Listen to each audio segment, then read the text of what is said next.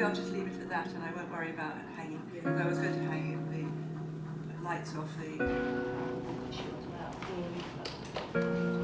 Oh, because it's got UV beads on them. Yeah, exactly. This particular one is also about how cells from the fetus, the baby, move into the mother. And we don't really know why. So to think about it in an artistic way is, I think, very creative.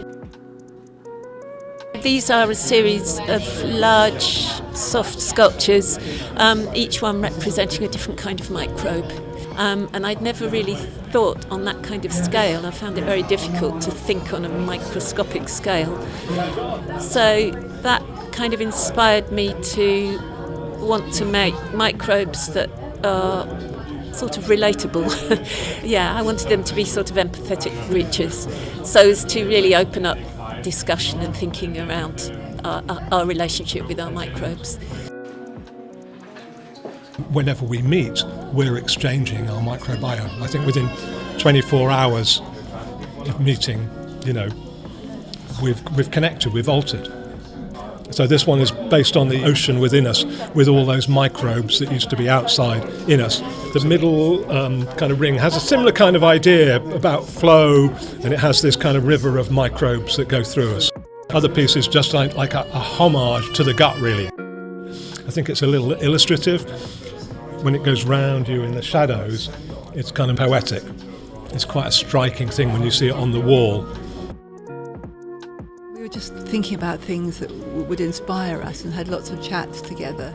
And then when we knew we could come to do it at the festival, we kind of crystallised some of our ideas together. The idea took a few months, but then they took me 5 months of hard work to make. But a lot of it is just about like an artistic thing, about having a feeling about something and then running with it.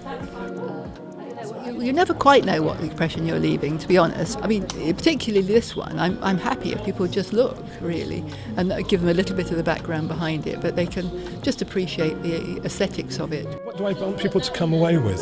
A kind of fascination with visual things, to be stimulated, to be excited about it, to maybe think about the ideas. It's a start, these conversations. Absolutely. And they have to happen in all sorts of ways. Maybe a little more fondness for their microbial communities. Part of the science is really imagination. You have to think about why things might happen and what's going on.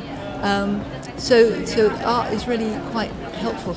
There is a big role for creativity in science, because the more creative that you are, the more you can think outside the box. Science produces data and information.